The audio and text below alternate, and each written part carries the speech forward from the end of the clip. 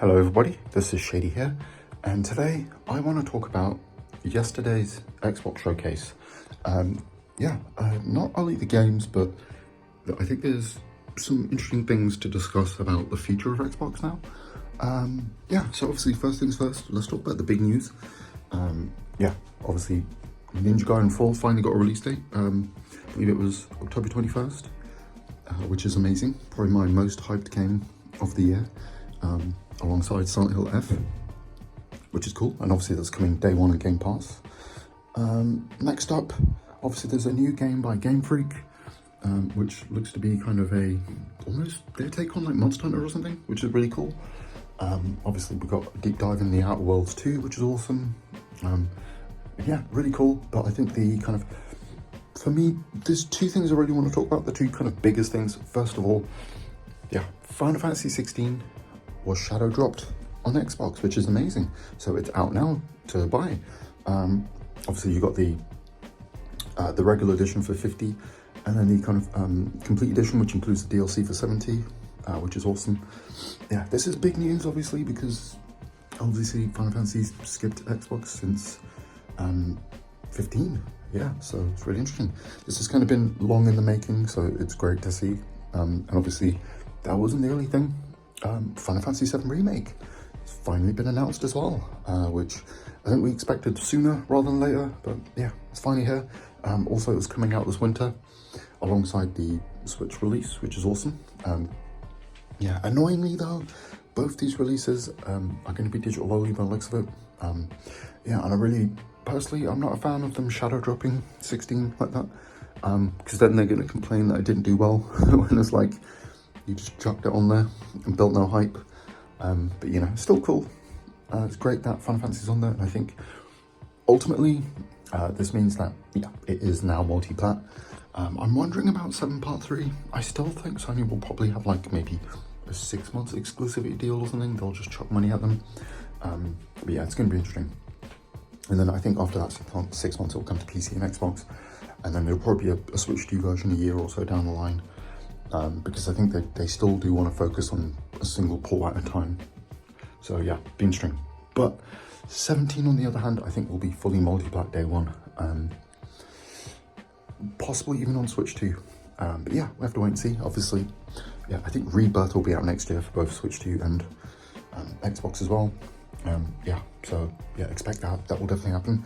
For me, I am most interested to see how the likes of 7 Remake and Rebirth in particular will run on the Series S and Switch 2, because the base PS5 version was not great, but you know, with a year or two extra to cook, maybe they'll be able to get some better performance out of it, because like the performance mode, it was fine in the quality mode, but the performance mode just looked bad, really bad. But it's great on the Pro though, so yeah. And obviously the main thing I want to speak about, there's two things in particular. So one, we finally got the ROG Ally, or Xbox Ally, announced, which is kind of the Project Kenan or Keenan handheld thing, which is basically their answer to, looks like it's going to be the OEM strategy from Xbox. So essentially this means that, I think it's obvious that this is the new kind of hardware for Xbox. What's interesting about this is obviously it's just, by the looks of it, it's kind of the ROG Ally and ROG Ally X with kind of a custom Xbox shell, but that's not what's important about this. It's the OS itself. So it looks like they finally have their competitor to Steam OS. I think that's the main thing about this partnership, because obviously a lot of these handhelds, this is like a new emerging market. I still think it's a niche market, but it's something that Microsoft need to address, because the issue with Windows is it's not very controller friendly, but now it is with this, and I'm sure this will come to the other devices.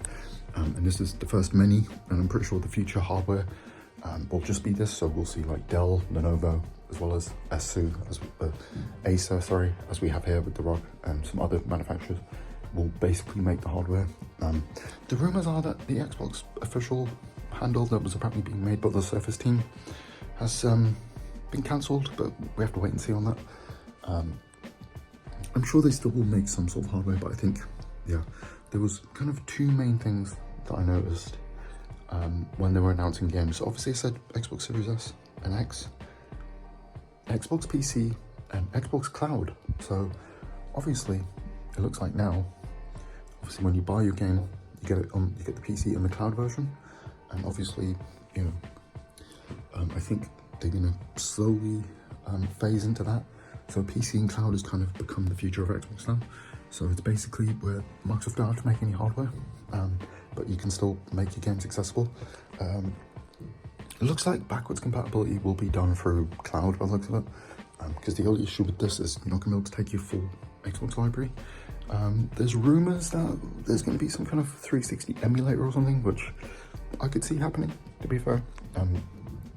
Xbox One, on the other hand, yeah, I think, you know, you've got your Play Everywhere titles, and I think that is now the future. All games coming to Xbox will be Play Everywhere, so you'll get it on PC and cloud as well as the console. And then obviously the next couple of years they'll phase out the console itself, because yeah, obviously, you know, it's not really been a success as it. So, and I think they'll have more success being a third party that gives you the option for Game Pass and, you know, accessing on PC and cloud for those who want to.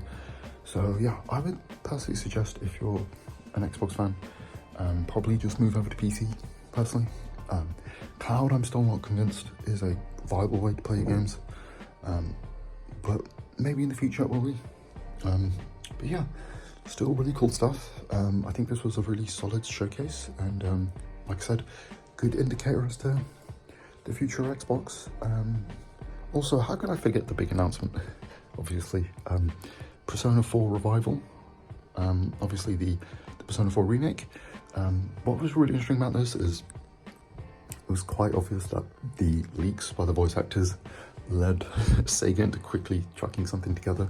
So we just got like a little bit of gameplay, and kind of just, you know, it was like a 30-second thing or something. But yeah, and then it just said wishlist now. So I imagine it's out next year. So yeah, but still great, amazing game. Not coming to Switch 2 though, which is interesting.